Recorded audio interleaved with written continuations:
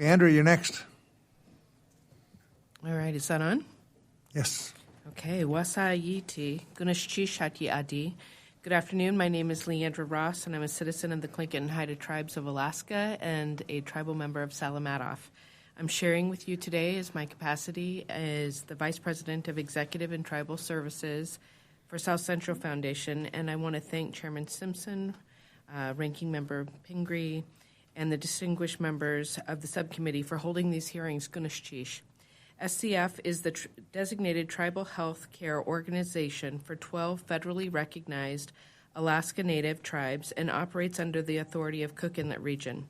SCF is one of the 10 largest employers in Alaska and provides health care services to over 70,000 customer owners. This is SCF's term for patients, as we're both the customers of our health system and we own our own health care journey. Through the Alaska Native Medical Center, which SCF co-manages with partner the Alaska Native Tribal Health Consortium, we also provide specialty inpatient and outpatient services to more than 155,000 Alaska Native and American Indian people statewide. Across SCF, we provide primary care, dental, behavioral health, and addiction treatment services totaling more than 850,000 encounters each year. SCF services depend on the Indian Health Service appropriations. While there is much covered in my written testimony, I'll highlight just a few topics today. The first of these being workforce development and housing. Alaska is arguably one of the most beautiful states, but it is also not the easiest place to recruit people to come and live due to extreme cold, seasonal darkness, and isolation. Combined with nationwide shortage of healthcare workers, this makes recruitment in rural communities off the road system difficult. In many of the rural communities that we partner with, there's just not enough housing. Additional federal support would significantly strengthen our ability to recruit and retain providers to reliably deliver care, especially as the new recent rural healthcare transformation funding cannot be used for these purposes. Federal funding for workforce housing is further constrained by Build America, Buy America Act requirements.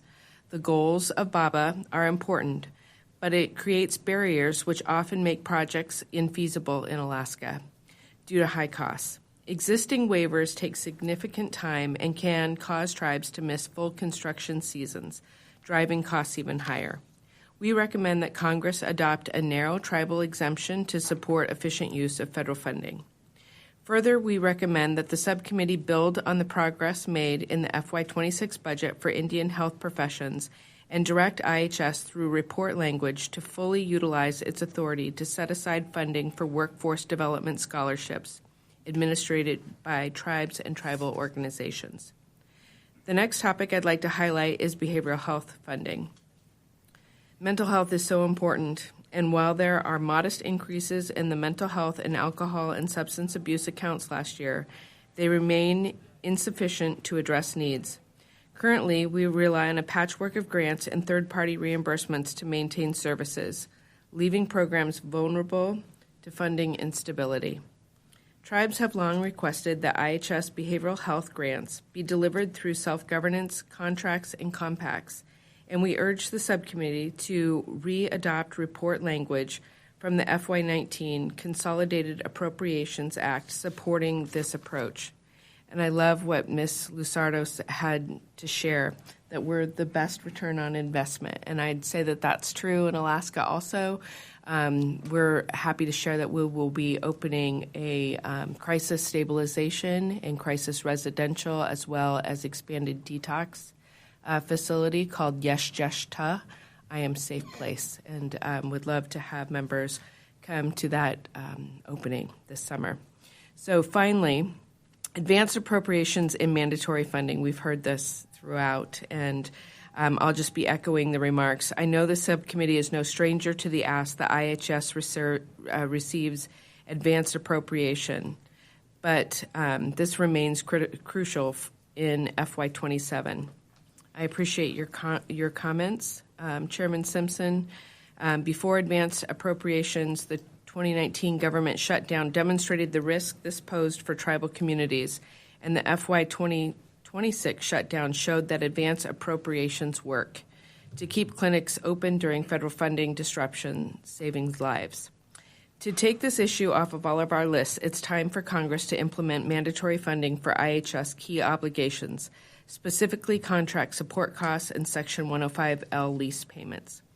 SCF requests that Congress prioritize these payments by making them mandatory, even if it's not possible for other IHS appropriations yet. Their current status outside advanced appropriations leaves them unprotected in the event of a shutdown. Mandatory contract support cost and 105L payments would ensure these areas do not continue to stress the limited funding allocation the subcommittee receives. Gunesh Chish, thank you for the opportunity to provide testimony on behalf of South Central Foundation and the Alaska Native people we partner with on our journey of health and wellness.